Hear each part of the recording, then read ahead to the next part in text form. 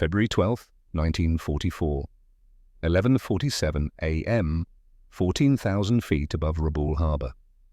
26-year-old First Lieutenant James Holloway gripped the control stick of Corsair No. 57. Fuel gauge read 38 minutes remaining. 11 Japanese A6M50 fighters circled above him like hawks over a wounded rabbit. His radio was dead. His wingman was burning. The flight manual said climb to safety. Jim Holloway pushed the stick forward and dove toward the ocean. This is the story of how a Kansas farmer who couldn't pass an officer's exam rewrote the rules of aerial combat, and why almost nobody knows his name. Russell County, Kansas, summer 1934. 16-year-old Jim Holloway stood in a field that used to belong to his father. The bank owned it now, had owned it since 1933 when Robert Holloway put a shotgun in his mouth rather than watch another dust storm bury his life's work. Jim had found him in the barn. The dust was so thick that day you could barely see the body. Robert Holloway left behind a widow and 2 children, Jim 16 and Sarah 12. Sarah had developed asthma the year before, chronic worsening with the dust storms. The medicine cost $2 a week, money they didn't have.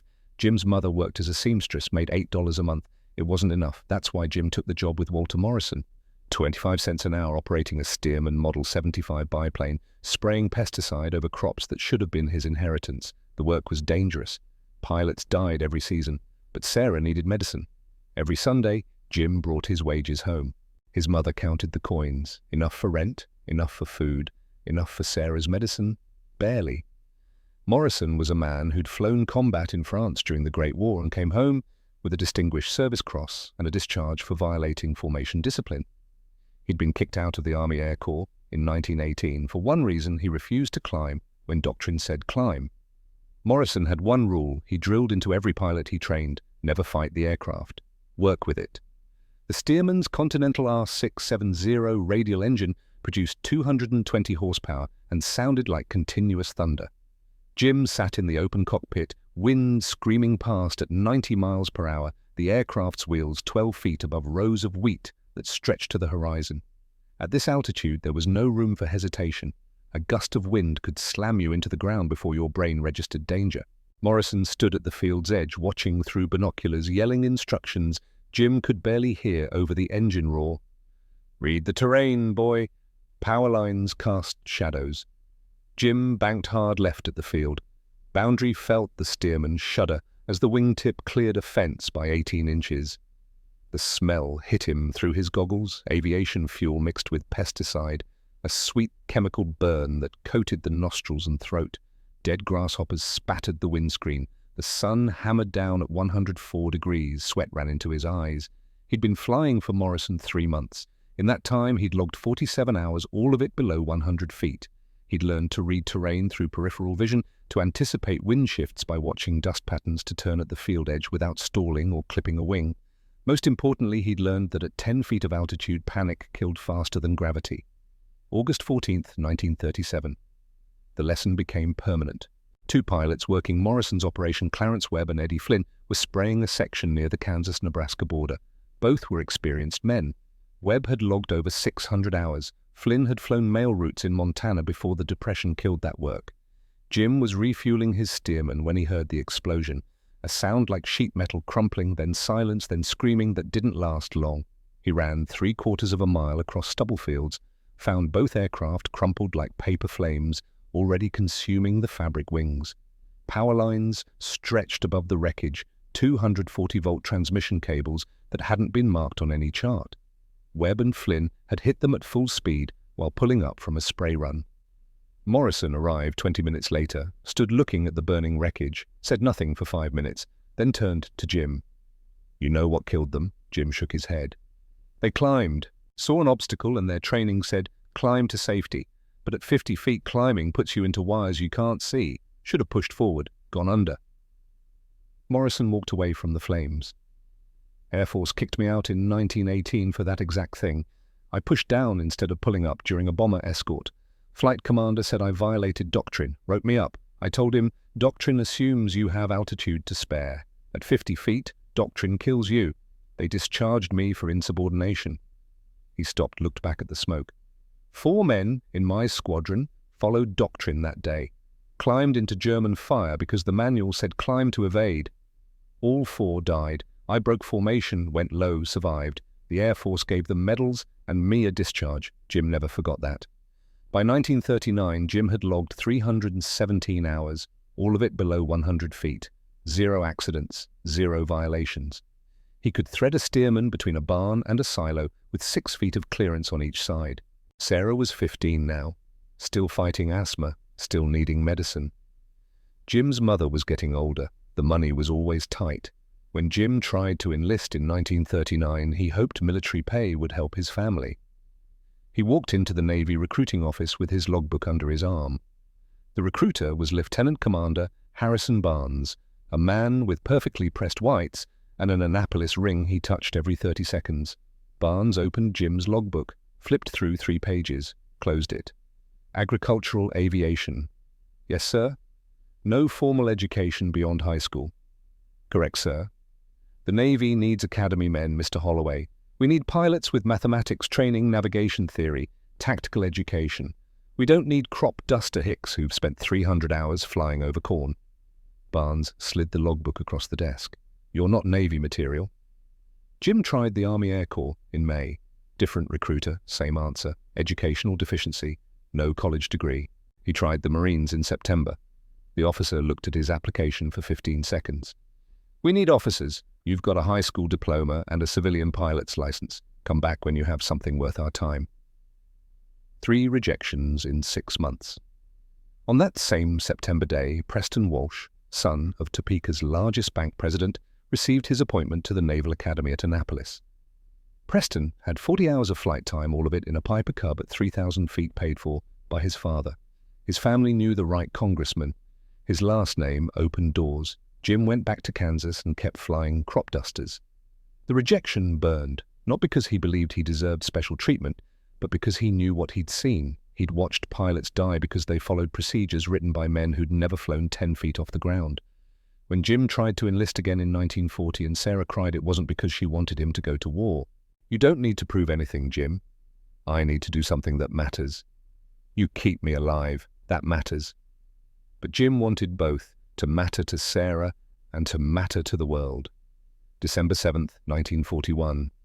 Everything changed. Jim heard about Pearl Harbor on the radio while refueling his steerman between spray runs. Japanese aircraft had struck the Pacific Fleet. Casualties in the thousands. The country was at war. Morrison walked over, wiping oil from his hands. They'll take you now. Jim walked into the Marine Corps recruiting office in Topeka on December 10th, 1941, 3 days after Pearl Harbor. Different world, different standards. The recruiter, a gunnery sergeant with 3 stripes and tired eyes, looked at Jim's logbook. 317 hours, agricultural aviation. Can you fly formation? Yes. Can you navigate by compass and clock? Yes. Can you kill a man if ordered? Jim hesitated. I've never thought about it that way. The sergeant looked up. War's not wheat fields, son. It's burning metal and dead friends. You ready for that? I'm ready to learn. The sergeant stamped the paperwork. Welcome to the Marines. Report to Pensacola Naval Air Station, January 12th. Jim signed his name, walked out into December sunlight. Pensacola Naval Air Station, Florida. February 1942. The heat in Florida was different from Kansas. Wet heat, the kind that fogged goggles within seconds and turned flight suits into sweat-soaked second skins. Jim arrived with 37 other Marine aviation cadets, most of them college boys, most of them younger than his 23 years. The instruction was rigid. Formation discipline, altitude management, navigation by dead reckoning, combat maneuvers performed at safe altitudes, meaning 5,000 feet minimum. Everything assumed you had altitude to trade for speed or position. Jim struggled with classroom theory. Aerodynamics equations felt abstract compared to the physical reality of wind on a wing. He asked questions that irritated his instructors because they challenged assumptions. So what if you jumped at low altitude? The doctrine says extend in a dive and zoom climb. But if you're already low, Cadet Holloway doctrine exists because men smarter than you died to create it. You don't question doctrine, you execute it. Clear. Yes, sir. But in the air, Jim excelled. His landings were perfect. His aerobatics were competent. His instrument flying was adequate. But his combat maneuvers felt wrong to the instructors. Too cautious, Too much like a man conserving fuel over endless wheat fields. One instructor wrote in his evaluation, shows excellent aircraft control but lacks aggressive instinct required for fighter operations. Recommend reassignment to transport or patrol duty. Jim read the evaluation and said nothing. The week before graduation, Jim received a telegram. Sarah, critical stop. Pneumonia, stop, needs surgery.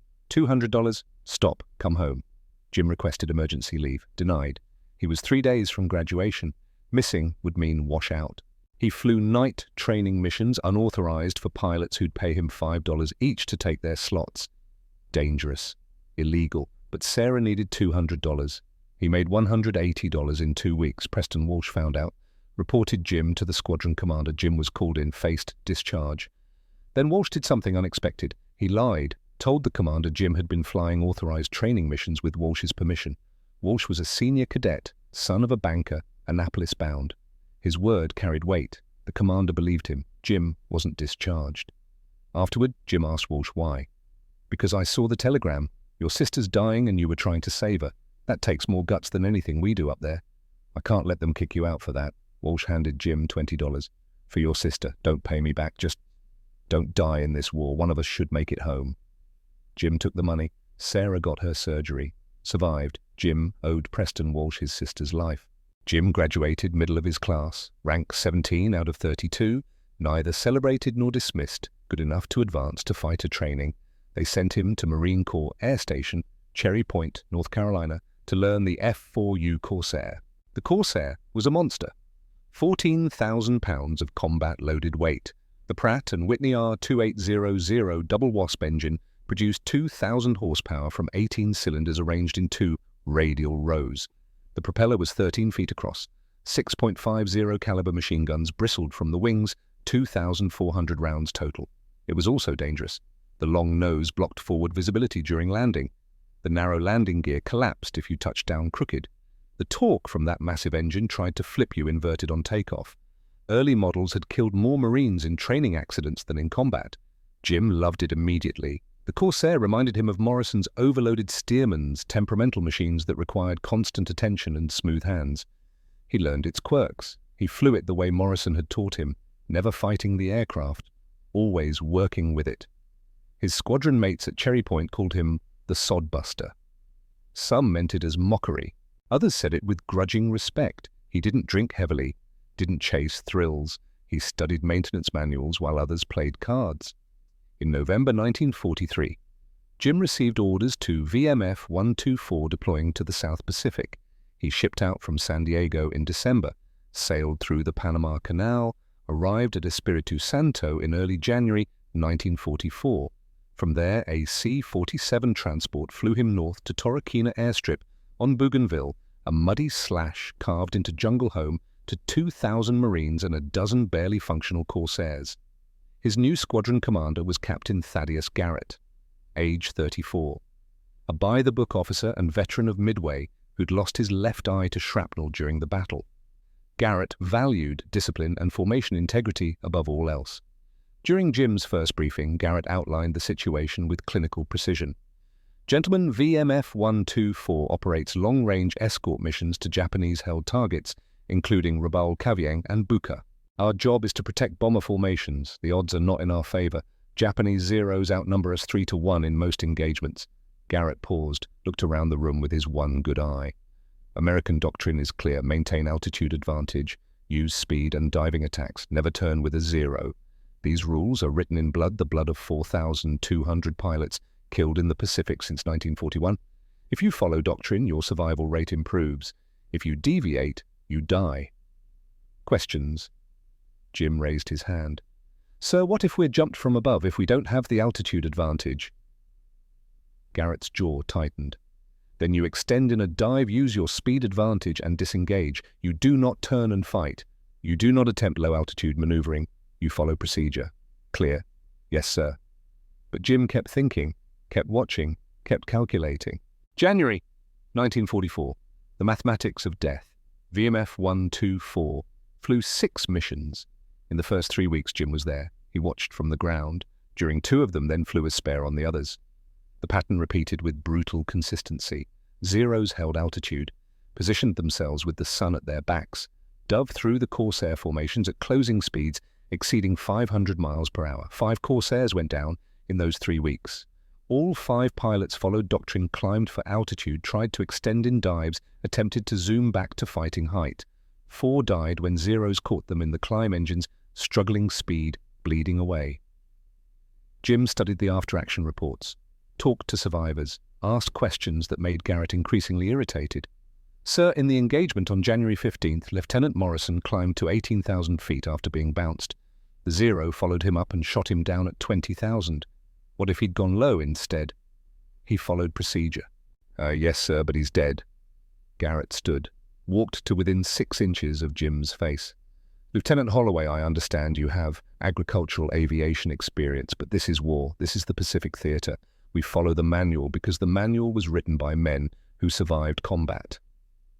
If you think you know better than 2 years of hard-won experience, you're not just wrong, you're dangerous. Jim said nothing. Garrett continued. Dismissed. And Holloway, don't bring this up again. But Jim couldn't stop thinking about it. Then came February 11th, 1944, the day before everything changed. Jim was in the ready room when Sergeant Angus MacLeod found him. Mac was the crew chief for Corsair 57, Jim's assigned aircraft. 45 years old, Scottish immigrant with grease-blackened fingernails and burn scars from 1,600-degree exhaust manifolds. Mac carried a canvas bag, set it on the table in front of Jim. Lieutenant got something for you.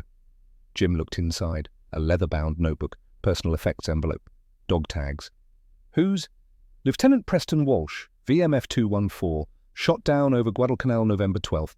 Body recovered last week. His crew chief asked me to deliver this to you, said Walsh mentioned you before he deployed. Jim opened the notebook, recognized Preston's handwriting immediately. The banker's son who'd gotten into Annapolis while Jim got rejected, who'd saved Jim from discharge, who'd given him $20 for Sarah's surgery. Jim flipped to the last entry. November 11th, 1943, the day before Preston died. The handwriting was shaky. It was, tomorrow's mission escort to Bougainville. Intelligence says 20+ Zeros.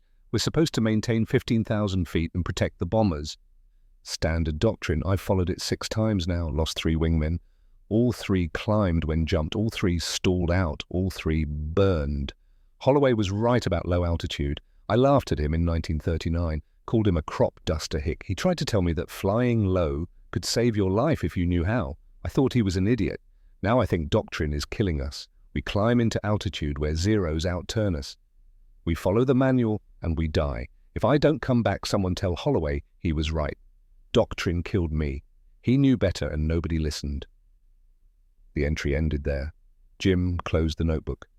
Sat in silence for 5 minutes. Mac watched him. You knew Walsh. He saved my sister's life, and mine. Doesn't matter now, both of you ended up here. Difference is, he's dead, and you're not. Maybe there's a reason for that. Jim looked at Mac. You think doctrine is wrong? Mac snorted. I think doctrine is written by men in offices who haven't flown combat in 20 years. I think pilots die following rules that don't account for reality, and I think you're smart enough to know the difference. Mac stood up. Your aircraft's ready for tomorrow's mission. Radio's giving trouble, but it'll receive. Transmit function's intermittent. I can ground it for maintenance. How long to fix? 2 days minimum. Jim shook his head. I'll fly it. Your funeral, Lieutenant. But Mac didn't walk away. He reached into his pocket, pulled out a small toolkit. If you're going up in a bird with a bad radio, I'm making one modification. Your gun sight's calibrated for high-altitude intercepts 3,000 feet and above. I'm lowering the pipper 2 degrees. Makes it more accurate for low-level gunnery. You probably won't need it, but if you do, you'll be glad it's there. Jim understood what Mac was really saying. The crew chief had read Preston Walsh's notebook, had seen the pattern, had decided that if Jim was going to survive, he needed every advantage. Thank you, Mac. Don't thank me yet, just come back alive. That night, Jim wrote 2 letters. The first was to his mother and Sarah. He told them he loved them, told Sarah her surgery money had been worth every night, training mission. Told them not to worry. The second was to Preston Walsh's parents. He wrote that their son had been right, that Preston's last words would save lives, that the debt Jim owed Preston would be repaid by teaching others what Preston had figured out too late. He sealed both letters, put them in his footlocker with instructions to mail if he didn't return. Then he tried to sleep. February 12, 1944 would begin in 7 hours. The mission briefing would outline an escort run to Rabaul Harbor, 187 nautical miles each way, maximum range expected heavy fighter opposition. Jim would fly Corsair number 57 with a broken radio. His wingman would be Lieutenant Elliot Briggs, a 23-year-old farm boy from Illinois. By noon tomorrow, Briggs would be dead. Jim would be alone over enemy territory with 11 Japanese fighters trying to kill him, and everything he'd learned over Kansas wheat fields would be tested against the ocean's brutal physics. But none of that had happened yet. For now, Jim Holloway lay in his bunk listening to Jungle Rain hammer the tin roof, thinking about Preston Walsh's last words. Doctrine killed me. 7 hours until dawn. The briefing room at Torokina smelled of mildew, cigarette smoke and sweat that had soaked into wooden walls for 8 months. February 12, 1944, 05:45 hours. Major Vincent Sheffield stood at the front, age 38, MIT mathematics degree intelligence officer who saw war as equations that could be solved if you had enough data. He'd calculated VMF 124's survival statistics down to the decimal point, and the numbers haunted him. Gentlemen, today's target is Rabaul Harbor. 12 SBD Dauntless dive bombers will conduct the strike. 6 Corsairs provide escort. Sheffield tapped the map. Distance 187 nautical miles one way. Once we enter combat airspace, expect fuel consumption to increase 40%. Every high-G maneuver burns fuel you won't get back. This is a maximum range mission with zero margin for error. Jim sat in the back row next to Elliot Briggs. His wingman was young, 23, fresh-faced. Briggs had flown 4 combat missions, lost 1 wingman already. Volunteered to fly with Jim because someone said the sodbuster was too careful to get you killed. Sheffield continued. Intelligence reports 30-plus zeros based at Rabaul and Tabeira airfields. Standard enemy tactic: climb high position with sun behind them, dive through our formation at closing speeds exceeding 500 miles per hour. Captain Garrett stood. Tactical doctrine is unchanged. Maintain altitude. Protect the bombers. If you're bounced from above, extend in a dive. Use your speed advantage and disengage. Do not attempt turning engagements with zeros. Questions? There were none. The pilots filed out toward their aircraft. Jim walked to number 57, found Mac finishing pre-flight inspection. Fuel tanks topped 190 gallons. Guns loaded 400 rounds per gun. Radio still intermittent, you'll receive, but transmit is maybe 50-50. I'll fly it, Mac nodded. Gun sights adjusted. 2 degrees low. You get in close, it'll be accurate. Jim climbed into the cockpit. Strapped in. Connected oxygen hose. Checked controls. The Pratt & Whitney R2800 sat silent in front of him, 18 cylinders waiting to produce 2,000 horsepower. Around him, other Corsairs were starting up. The sound built like rolling thunder. Jim hit the starter. The R2800 cranked, coughed, caught. Garrett's voice crackled over the radio. All flights check in. One by one, pilots responded. 5-7 ready. Jim's voice calm. Briggs keyed his mic. 5-8 ready. They taxied to the runway, took off into the pre-dawn grey, climbed to rendezvous with the bombers at 5,000 feet as the sun broke the horizon. Course 315 degrees north-northwest, toward Rabaul. The formations settled into cruise 180 miles per hour. 6 fighters to protect 12 bombers. If 20 Zeros attacked, the defenders would be outnumbered more than 3-1. Sheffield's voice on the radio. Intel update. Rabaul Tower reports heavy fighter activity. Estimate 30 to 40 Zeros available for intercept. Jim checked his fuel. Cruise consumption running at 110 gallons per hour. They'd been airborne 15 minutes. Fuel remaining 162 gallons. He did the mental calculation. Cruise to target would burn another 90 gallons, leave 72 for combat and return trip. Distance home 187 nautical miles. At cruise power, that needed 110 gallons. The math was brutal. They'd arrive at the target with barely enough fuel to fight for 10 minutes and still make it home. Jim's radio crackled. Receive was working. He could hear Garrett, Sheffield, the other pilots, but when he keyed his transmit switch, nothing. The radio was dead for outgoing. Briggs didn't know. Nobody knew. Jim was effectively mute. The ocean passed below, endless and indifferent. Minutes stretched. 35 minutes from target. Then Sheffield's voice tight with tension. Bandits. 12 o'clock high, Angels 22. Multiple contacts. Estimate 20-plus aircraft. Jim looked up through the canopy. Saw them. Small dark specks at 22,000 feet, catching sunlight. 11A6M50s Nakajima Sakae 21 engines producing 1,130 horsepower, two 20mm Type 99 cannons, two 7.7mm machine guns, combat weight 6,025 pounds, service ceiling 38,500 feet, turn time 16.2 seconds. They had every advantage. Altitude, numbers, position. Garrett's voice. All flights maintain formation. Prepare to engage.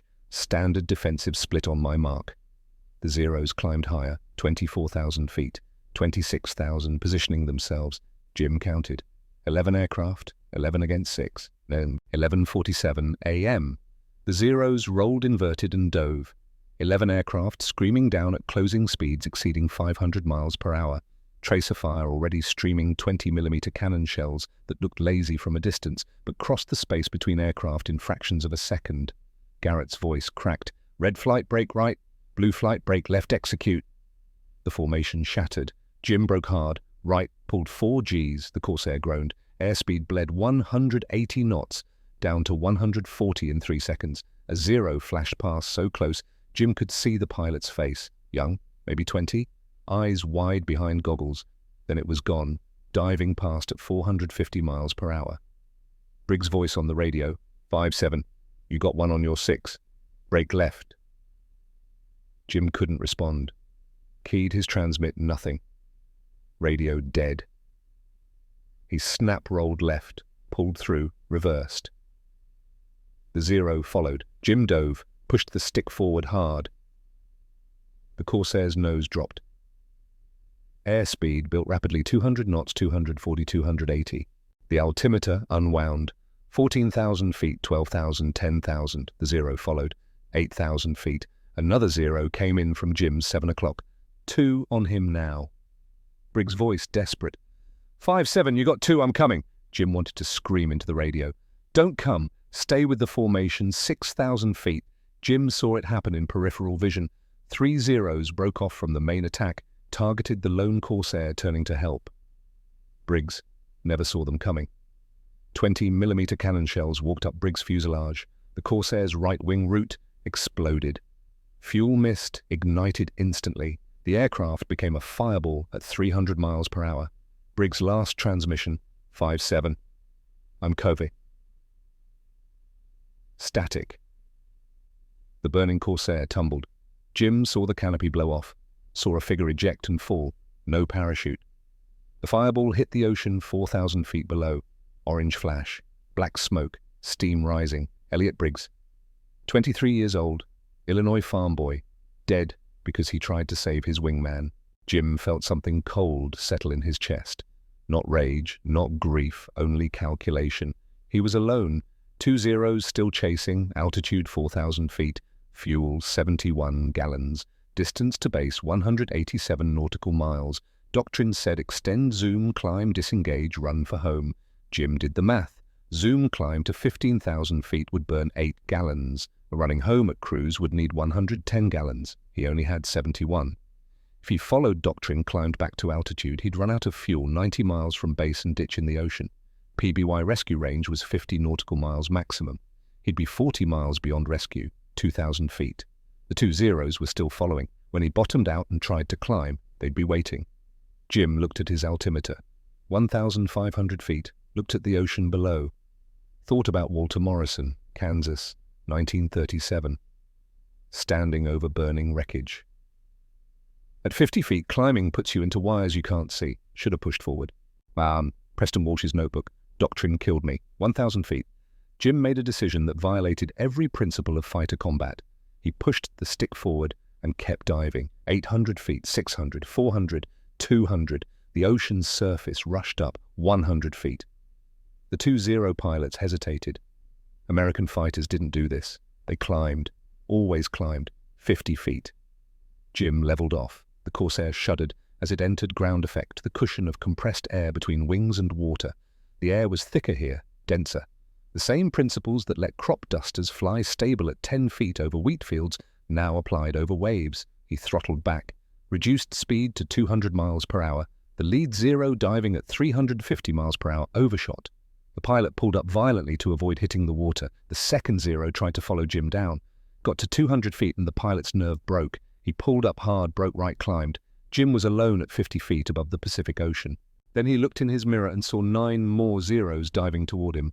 The Imperial Japanese Navy's 281st Kokutai had never encountered an American pilot who fought at wave-top altitude. The 9 Zeros spread into attacking elements, bracket the target, force him into a turn. But Jim Holloway had spent 317 hours learning to fly in an environment where standard practice got you killed. 2 Zeros came at him from 3 o'clock and 9 o'clock simultaneously. Pincer attack. Jim read the ocean swells, 8-foot waves, 12-second period between crests wind from the northeast. The swells ran perpendicular to his course. He waited until the Zeros committed both firing, both closing. Then he rolled inverted, pulled through, and reversed course 180 degrees in 3 seconds. The maneuver was Morrison's signature move, impossible to execute safely above 100 feet. But at 50 feet, if you timed it perfect, if you read the wave pattern and reversed at the exact moment when a trough gave you the extra 10 feet of clearance, it worked. The 2 Zeros, committed to their intercept angle, flashed past each other. Their pilots had to yank back to avoid collision.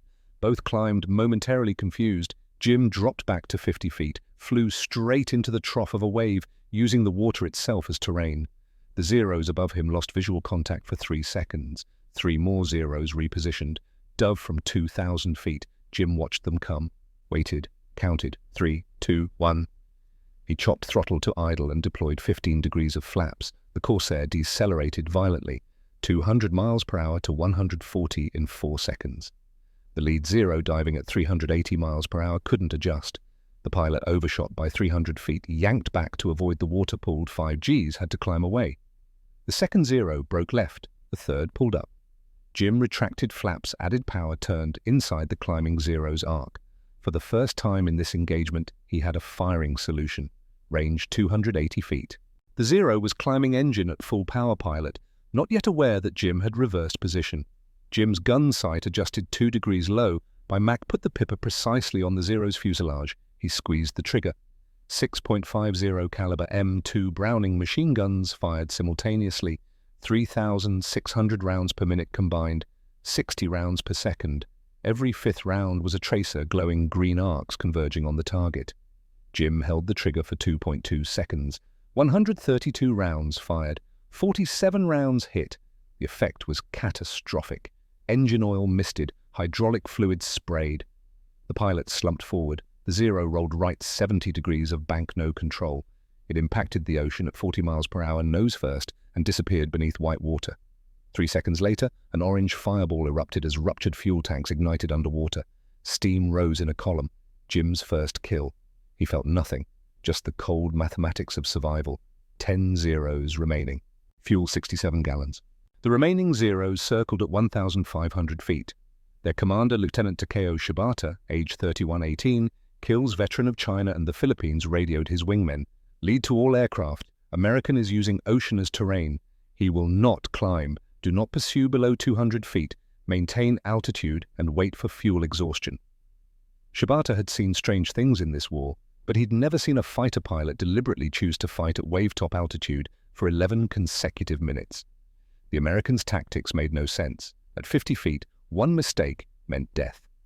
Shibata did the mathematics. The American had been in combat for 11 minutes at high power. Fuel consumption at combat power in an F-4U Corsair ran approximately 2.2 gallons per minute.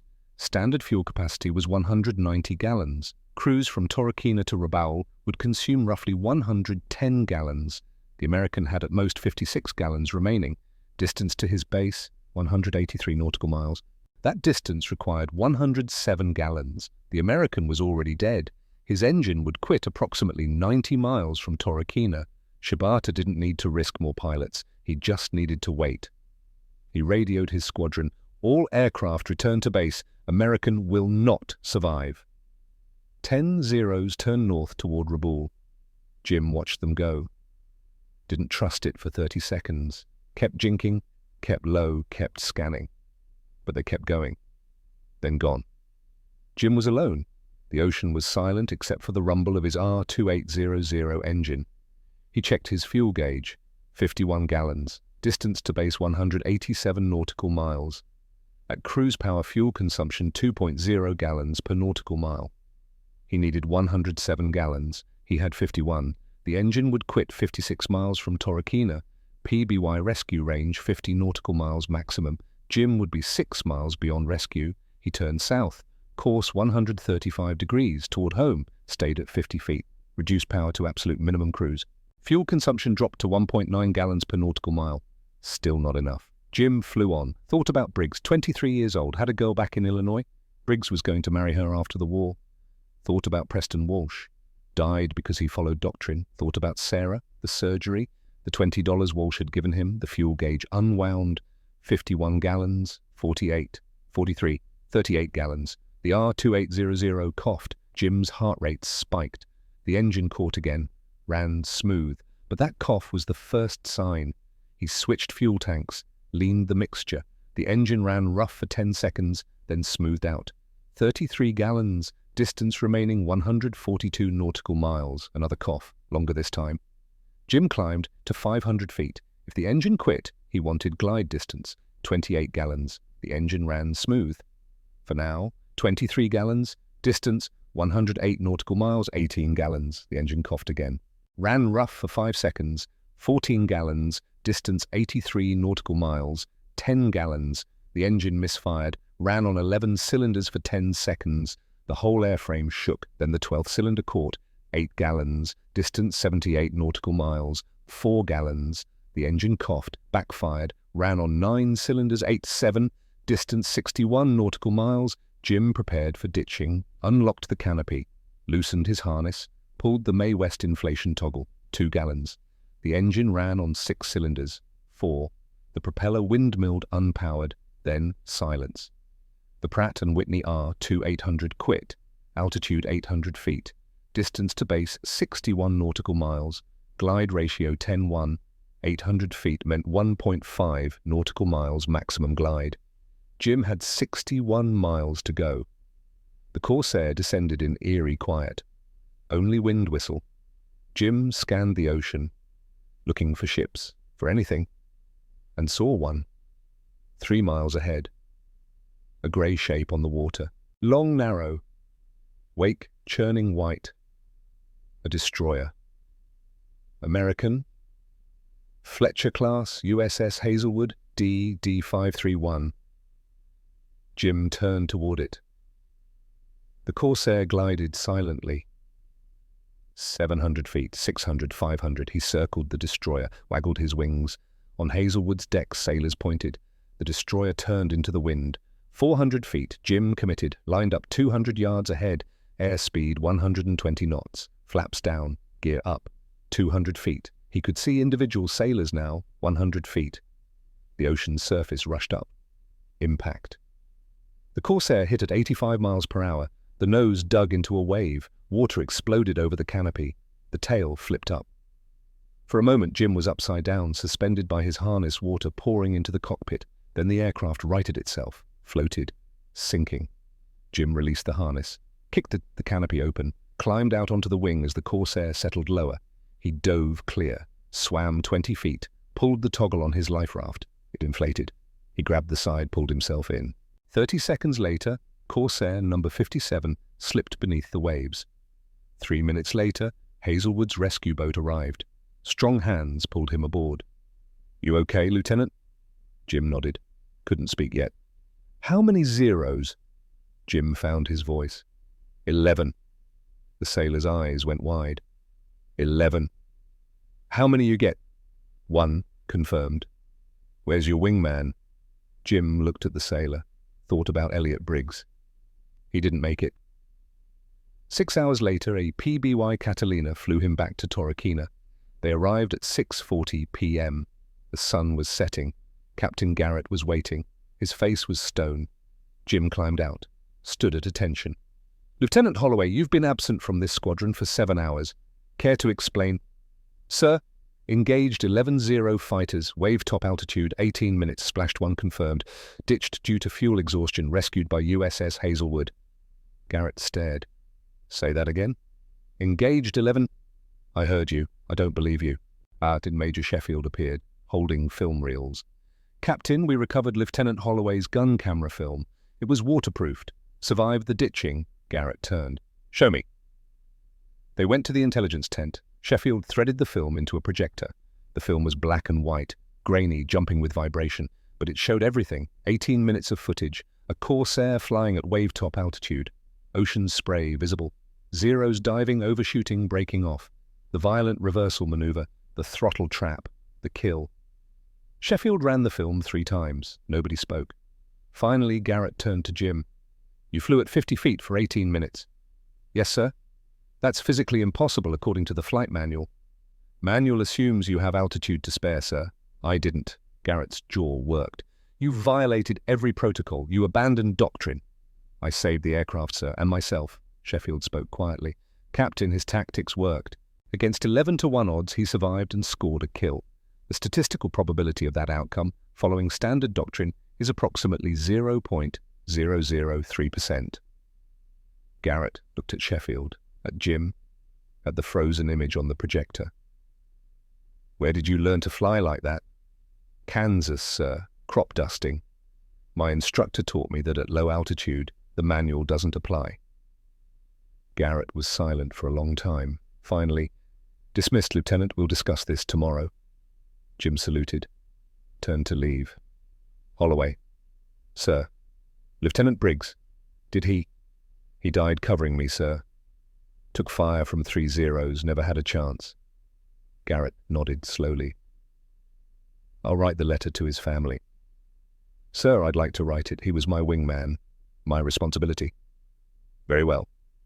Jim left the tent, walked to his quarters, sat on his bunk, pulled out paper and pen. "Dear Mr. and Mrs. Briggs, your son Elliot died today protecting me. His last words were, 'I'm covering you.' And he was brave, he was skilled, and he followed the doctrine we're taught because he trusted it would keep him alive. It didn't. The doctrine failed him. I'm writing to tell you that his death will not be meaningless. I'm going to teach others what Elliot died, proving that sometimes survival requires thinking differently than we've been taught. Your son's sacrifice will save lives. I promise you that." He sealed the letter, put it in the outgoing mail. Then he lay back and tried not to see Elliot Briggs' Corsair exploding. Outside, the jungle rain hammered the tin roof. Inside, Jim Holloway lay awake and counted the dead. February 14th, 1944. 0600 hours. Jim Holloway stood outside Captain Garrett's office waiting. Through the thin plywood walls he could hear voices. Garrett's clipped tones, Major Sheffield's quieter responses. Someone else, a voice Jim didn't recognize. Higher rank. The door opened. Sheffield emerged, saw Jim, nodded once. "Lieutenant Holloway, Captain wants you." Jim entered, saluted. Garrett sat behind a desk made from ammunition crates. The third man stood in the corner, a Colonel Eagles on his collar face, weathered by too many years in too many war zones. Garrett gestured. "At ease. You know Colonel Porter, Air Group Commander." Porter studied Jim with eyes that had seen a lot of men die young. "Lieutenant Holloway, 26 years old, agricultural aviation background, 4 months in theater, no kills until 2 days ago. Then you engage 11 Japanese fighters at wave-top altitude, survive 18 minutes, score 1 confirmed kill, and ditch 61 miles from base with 0 fuel." He paused. "Are you insane, or did you actually know what you were doing?" Jim met Porter's eyes. "I knew what I was doing, sir." "Explain." "Sir, I learned to fly crop dusters in Kansas. Spent 317 hours below 100 feet. My instructor taught me that at extreme low altitude, standard procedures don't apply. At 50 feet over water, the ocean becomes terrain. Ground effect gave me stability. The Corsair's weight advantage became an asset." Porter's expression didn't change. "Your wingman, Lieutenant Briggs, died trying to help you. Some might say your tactics got him killed." The words hit like a fist. "So Lieutenant Briggs died following doctrine. He climbed to engage the Zeros attacking me. 3 Zeros bounced him from above while he was in a climbing turn. He stalled out at 8,000 feet. Doctrine killed him." Garrett spoke. "That's insubordinate, Lieutenant." "It's accurate, Captain." Porter raised a hand. Garrett went silent. "Major Sheffield's analysis supports your version. Briggs was killed by 3 Zeros attacking from above while he was in a climbing turn at reduced speed." Porter walked to the map, studied it. "Lieutenant, I don't give a damn about doctrine. I care about dead pilots. VMF 124 lost 8 pilots in January. 6 more in the first 2 weeks of February. That's a 28% monthly loss rate. At that rate, this squadron will be combat ineffective in 3 months. He turned back to Jim. Sheffield says your tactics could reduce loss rates by 40% if taught correctly. Captain Garrett says they'll get people killed because most pilots don't have your background. I'm inclined to agree with both of them. Porter sat on the edge of the desk. So here's what's going to happen. You're going to teach your tactics to Captain Garrett and 6 selected pilots. You have 3 weeks. If it works, we incorporate it into squadron operations. If it doesn't work, we bury the idea. Understood? Jim's heart rate spiked. Yes, sir, I can teach it. One more thing, Porter's voice hardened. Lieutenant Briggs died because he trusted you enough to break formation. You owe him and his family the truth about what happened. I already wrote them, sir. Mailed the letter yesterday. Porter's expression softened fractionally. Good. Dismissed. Jim saluted. Turned to leave. Holloway. Sir. Garrett stood, walked over, extended his hand. I was wrong about you. You're not cautious. You're careful. There's a difference. Cautious pilots freeze. Careful pilots think. Jim shook his hand. Thank you, sir. That afternoon, Garrett assembled the squadron. 23 pilots stood in the briefing room. Garrett spoke without preamble. We're implementing a new training program. Experimental, low-altitude defensive tactics. Lieutenant Holloway will be the instructor. I need 6 volunteers. This training is dangerous. You'll be flying at altitudes where one mistake kills you instantly. But if you master it, your survival rate increases by approximately 40%. He paused. I'm volunteering first. I need 5 more. Silence. Then a hand went up. Lieutenant Wesley Drummond, 24 years old, quiet, thoughtful. 9 missions survived through careful flying. I'll do it.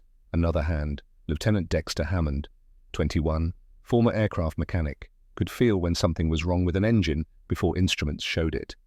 Count me in. Third volunteer, Lieutenant Boyd Sterling, 25, Texas, flew with aggressive confidence but had the skills to back it up. 11 missions, 2 kills. I'm in. Fourth, Lieutenant Nathaniel Ashford, 23, Maine, son of a lobster fisherman, grew up reading ocean swells. Volunteering. Fifth, Lieutenant Silas Brennan, 20 years old, youngest pilot in the squadron, quiet, scared, had nearly washed out of training twice. I'll try. Garrett looked at Brennan. You sure, Lieutenant? Sir, I'm scared every time I fly. Might as well be scared doing something that might save my life. Garrett nodded. One more. The last volunteer was Lieutenant Colton Rourke, 22, overconfident, 5 missions, flew like he was trying to impress someone. I volunteer, Garrett frowned. Rourke, this isn't about showing off. Not showing off, sir. I'm tired of running from zeros. Standing and fighting at 50 feet means dying if you make one mistake. I won't make mistakes. Garrett looked at Jim. Jim kept his expression neutral. Rourke worried him, but maybe having to fly that precisely would teach him humility, or kill him. All right, 6 volunteers. Training starts tomorrow at 600. The training program began before dawn. Jim stood on the beach near Torokina. 6 pilots in flight suits. The sun hadn't risen yet. The Pacific was grey and cold-looking. Gentlemen, before we fly, you need to understand what you're attempting. Look at the ocean. They looked. What do you see? Sterling spoke. Water. Waves. Wrong. You see terrain. Those waves are 8 feet from trough to crest. They're moving at 12 miles per hour from the northeast. Period between crests is 11 seconds.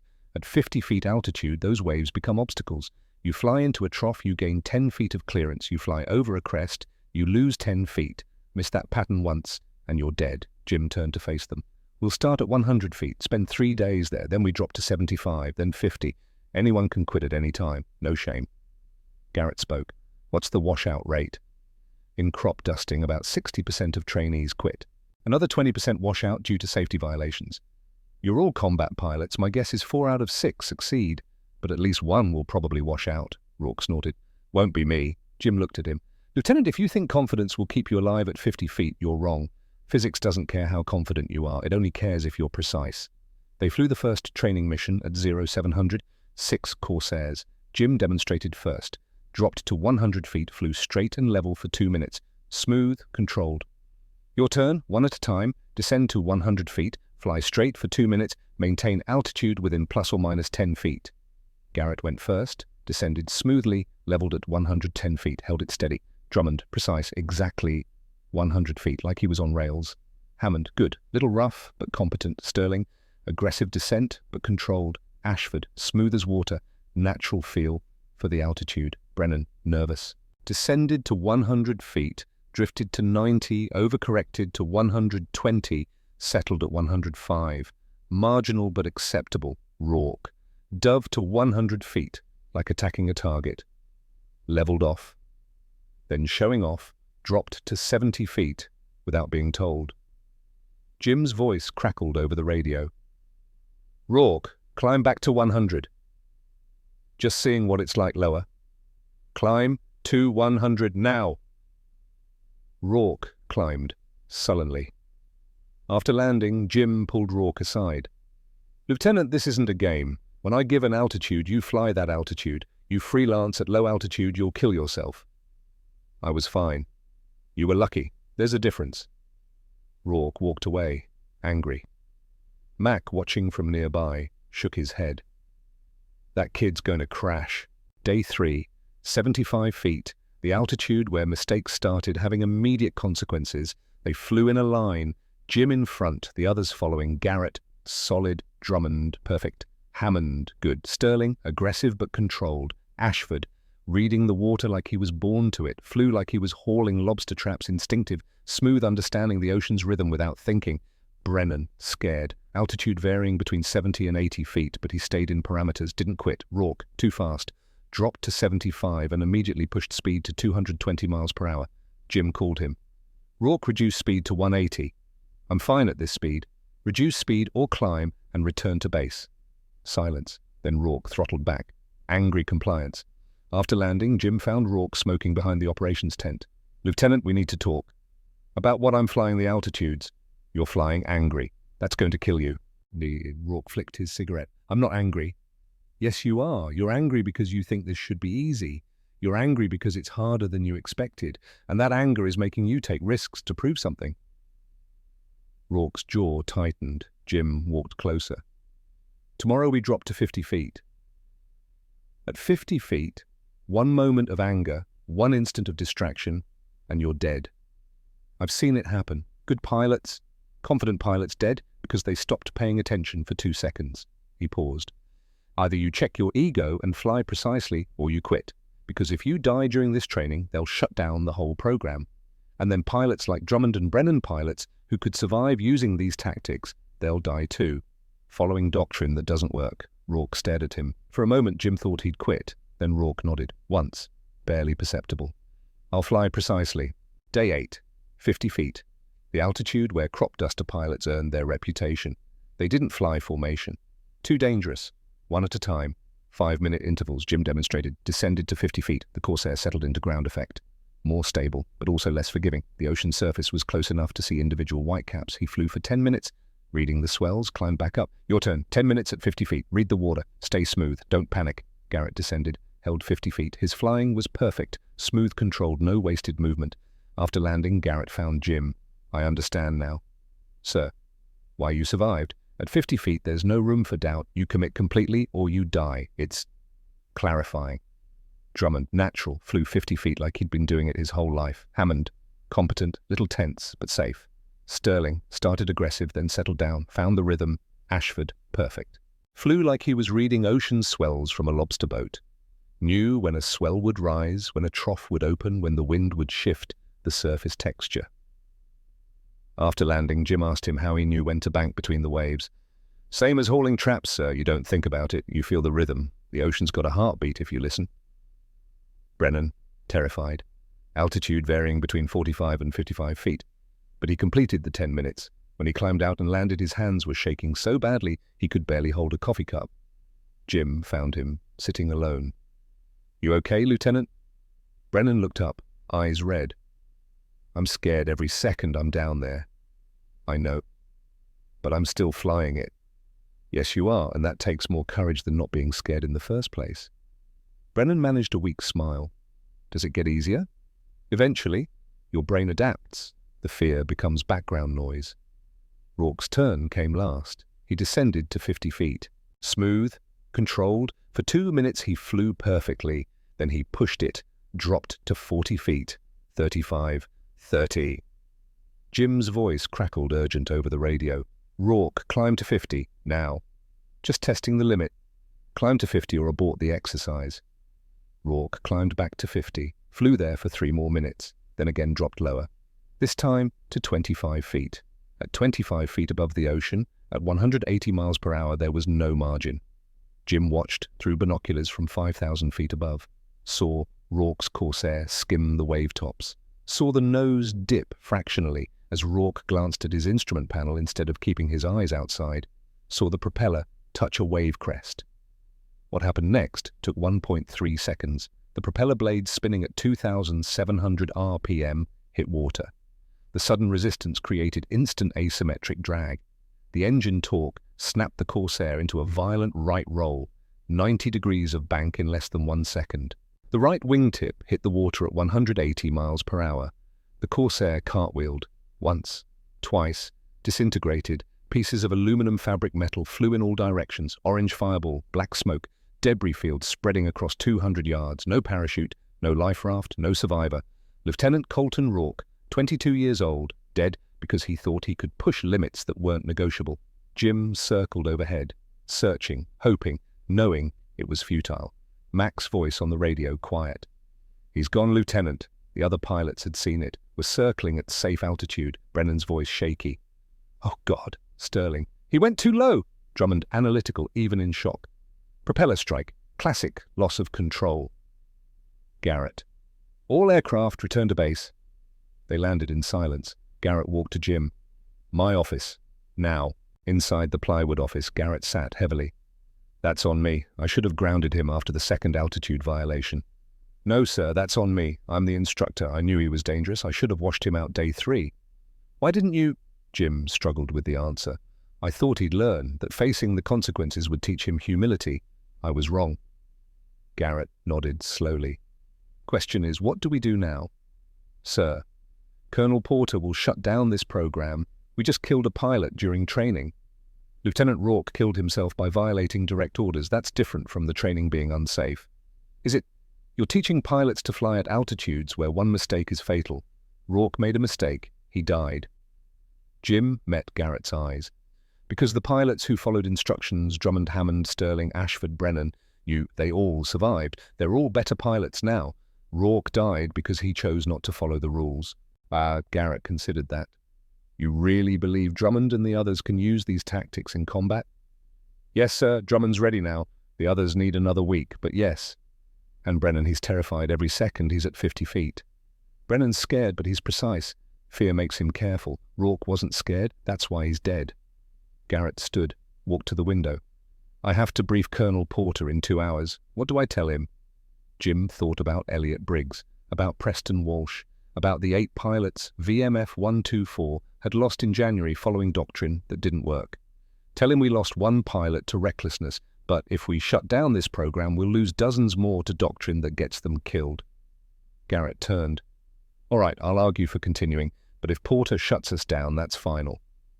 2 hours later, Garrett emerged from his meeting with Colonel Porter. "Porter's giving us 2 more weeks. After that, we demonstrate combat effectiveness or shut down permanently. 5 pilots total now, UME, Drummond, Hammond, Sterling, Brennan. We train for 1 more week, then we fly a combat mission using these tactics. If it works, we continue." "Understood, sir." "And Holloway, no more mistakes." That night, Jim wrote a letter to Colton Rourke's parents. It was harder than writing to Briggs's family, because Briggs had died heroically, Rourke had died stupidly. But Jim couldn't write that, so he wrote that their son had died during advanced training, that he'd been a skilled pilot, that his loss was felt by the squadron. He sealed the letter. Knew every word was a lie, mailed it anyway. Some truths were too cruel to share. March 18th, 1944. The test mission. Target Rabaul again. Same route, same distance, same expected opposition. But this time, 4 pilots would use Jim's tactics if they were bounced. Drummond, Hammond, Sterling, Brennan, plus Jim and Garrett. The briefing was tense. Sheffield presented the intelligence. "Expect 20 to 30 zeros," Garrett stood. "Tactical plan is standard escort, but if we're bounced from above and can't maintain altitude advantage, designated aircraft will execute low-altitude defensive maneuvers. Holloway will lead that element." "Questions?" Sterling raised his hand. "Rules of engagement at low altitude," Jim answered. "Stay at 50 feet minimum. Read the water constantly. If you get a shot, take it, but don't chase. Your primary objective is survival. Brennan, voice shaky. What if I freeze? You won't. You've trained for this. Trust your preparation. They walked to their aircraft. Mac met Jim at Corsair 61. Fuel topped, guns loaded, radio works. She's ready. Thanks, Mac. Lieutenant, bring them all home. We can't afford to lose anyone else. They took off at 07:30, climbed to rendezvous with the bombers, formed up and headed northwest. The flight to Rabaul took 90 minutes, 23 minutes from the target, Sheffield's voice. Bandits, 12 o'clock, High Angels, 24. Count 18 aircraft, 18 zeros, 3-1 odds. Garrett, maintain formation. The zeros climbed higher, 26,000 feet, 28,000. Jim checked his fuel. 145 gallons, enough for combat and return if they didn't burn too much maneuvering. The zeros rolled inverted. Garrett, all flights break on my mark. 3, 2, 1, break.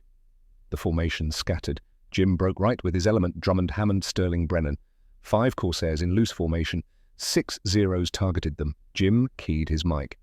Low element with me. Execute on my mark. 3, 2, 1, dive. 5 Corsairs pushed over, noses down, diving for the ocean. The zeros followed. 10,000 feet, 8,000, 6,000. The ocean rushed up. 2,000 feet, 1,000. Jim's voice. Level at 50. Rid the water. Stay smooth. They leveled off. 5 Corsairs at 50 feet above the Pacific, flying in a loose line. The 6 zeros tried to follow. 2 pulled out at 200 feet. Pilot's nerve broke. 4 committed. Dove to 100 feet. But at 100 feet they couldn't maneuver effectively, couldn't track targets that were jinking between wave troughs.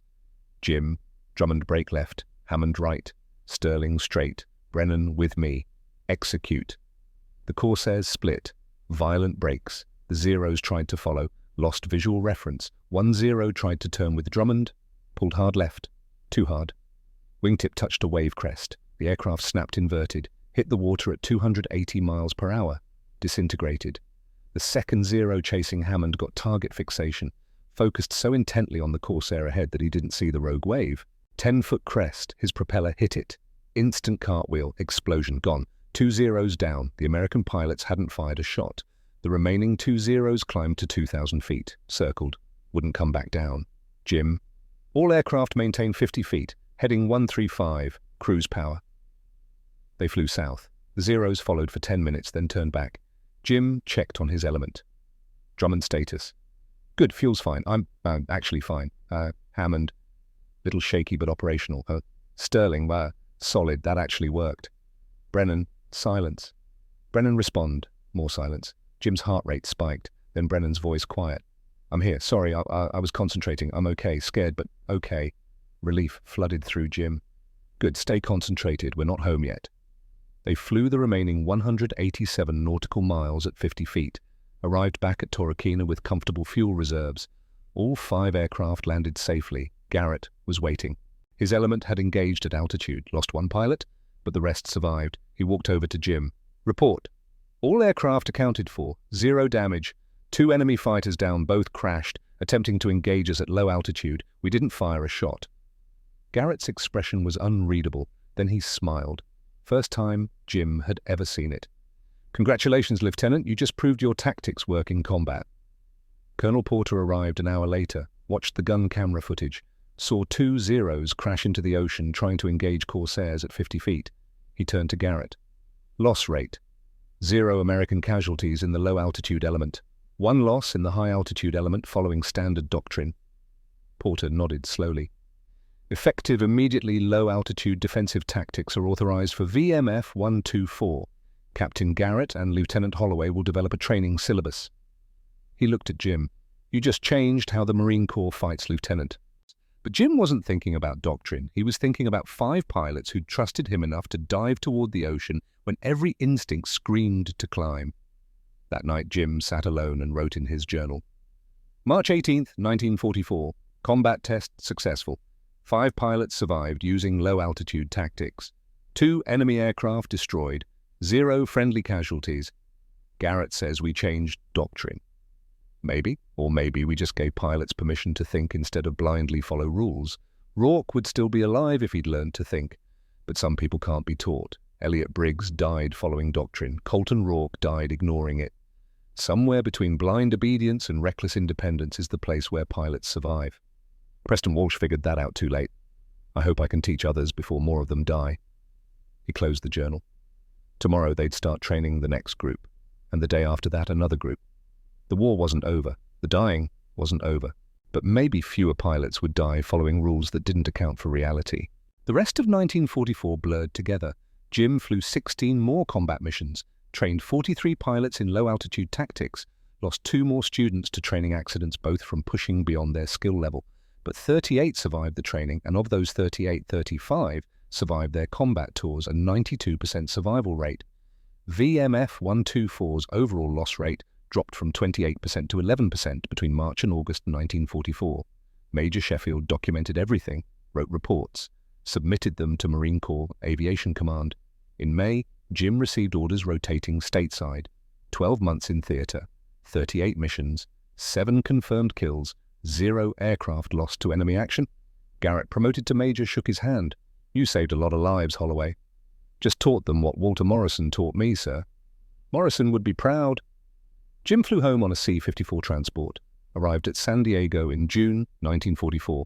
He was assigned to Cherry Point as an instructor, spent the next year teaching low-altitude tactics to new pilots, refined the training program, reduced the washout rate, improved safety margins. He never spoke to reporters, never gave interviews.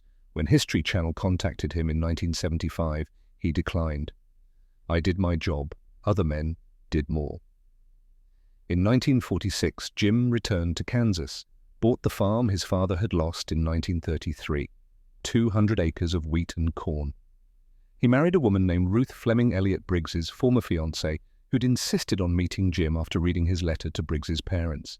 She'd read between the lines, understood that Jim carried guilt he'd never fully express. They had 3 children. Jim taught agricultural aviation, flew crop dusters until he was 60, trained 127 pilots over 40 years, 0 fatal accidents, an industry record that still stands. Sarah visited every summer, brought her children, grandchildren. She lived until 2001, age 79. Died of pneumonia, the same disease that had almost killed her in 1942. At her funeral, she was buried with a faded telegram from 1942 and a $20 bill Preston Walsh had given Jim for her surgery. Kansas, June 1983, 3 days before Jim died. He sat on the porch of the farmhouse, the same land his father had lost in 1933, the same fields Jim had bought back in 1946, 200 acres of wheat golden in the evening light. Ruth brought him coffee, sat beside him. They'd been married 37 years. She knew when he was thinking about the war. You never told me the whole story, did you, about Rabaul? Jim smiled. Told you enough? Elliot would want you to be proud of what you did. Elliot died because I couldn't save him. Elliot died so you could save others. There's a difference. Jim sipped his coffee, watched the wheat move in the wind like ocean swells. I dream about them sometimes. Briggs, Rourke, Preston Walsh, all the ones who didn't make it home. I see their faces and I wonder if you did enough, if any of it mattered. Ruth took his hand. Wesley Drummond calls you every year on February 12th. Dexter Hammond sent his grandson to learn crop dusting from you. Boyd Sterling named his son James. Nathaniel Ashford went home to Maine, taught coastal patrol tactics, saved lives until he died in 1998. You taught 127 pilots over 40 years, and not one of them died. That's not luck, Jim. That's legacy. Legacy, Jim turned the word over. Walter Morrison said the best pilots don't get remembered. They just teach others to survive. Then you're the best pilot I know. Jim squeezed her hand, watched the sun set over fields he'd saved from the bank, worked with his own hands would pass to his children. 3 days later, his heart stopped in his sleep. Ruth beside him. No pain, no fear. Just the quiet end of a man who'd survived by being smarter than death and humble enough to admit he'd gotten lucky. Epilogue. 2024, a classroom at Marine Corps Air Station, Cherry Point. 23 student pilots fresh from basic flight training sit watching a projection screen. The instructor, a major with 15 years of service, cues up a video file. Gentlemen, this footage is from February 1944. Gun camera from an F-4U Corsair engaged with 11 Japanese Zeros over Rabaul. This is the first recorded use of wave-top defensive tactics in combat. The video plays, black and white, grainy, but clear enough. A Corsair at 50 feet, ocean spray visible, Zeros, diving, overshooting, breaking off. The violent reversal maneuver, the throttle trap, the kill, 18 minutes of footage condensed to 5 minutes of highlights. The students watch in silence. The video ends. One student raises his hand. "Sir, who was the pilot?" The instructor pauses. "That information was classified until 2019. The pilot's name was Lieutenant James Holloway, Kansas farmer, crop duster pilot. Learned to fly at 16, no formal military academy training. He developed these tactics based on agricultural aviation experience." Another student, "What happened to him?" "He survived the war, trained over 300 pilots, went home, bought a farm, taught crop dusting, died in 1983, never gave an interview, never wrote a memoir, never sought recognition." The classroom is quiet. The instructor continues, "Every time you practice low-altitude defensive maneuvers, you're using tactics Holloway developed 80 years ago. He saved approximately 2,100 pilots between 1944 and 1975.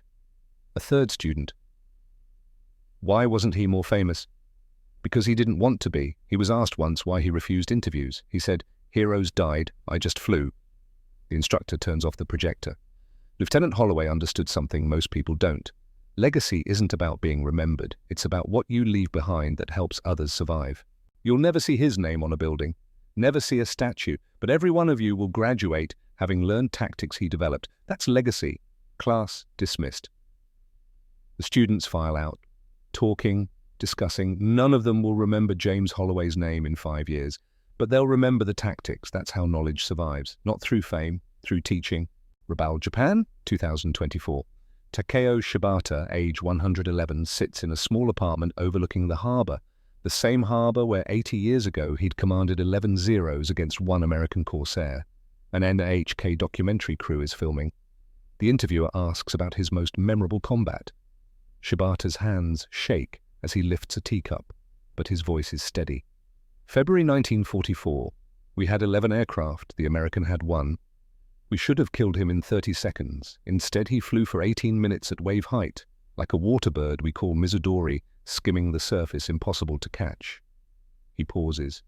"I flew 340 combat missions, faced hundreds of American pilots. I remember only one. The one who taught me that the best warriors don't follow tradition, they create it." The interviewer asks, "Do you know his name?" "No. The records were lost, but I think of him often. He survived by thinking differently. That is the highest form of intelligence." Shibata sets down his teacup. Shibata sets down. In Japan, we say, "The nail that sticks up gets hammered down."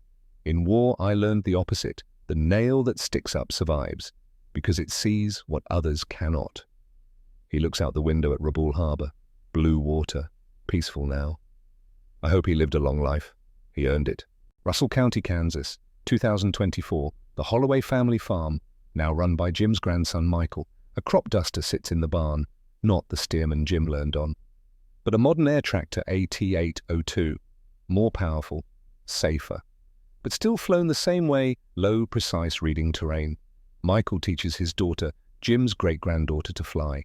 She's 16, the same age Jim was when he started. Grandpa Jim used to say flying low is about reading shadows. What did he mean? Michael banks the air tractor over wheat fields that stretch to the horizon. He meant you can't rely on instruments at 50 feet. You have to see things before they become problems. Power lines cast shadows. Wind creates patterns in the wheat. The aircraft tells you what it needs through feel-not gauges.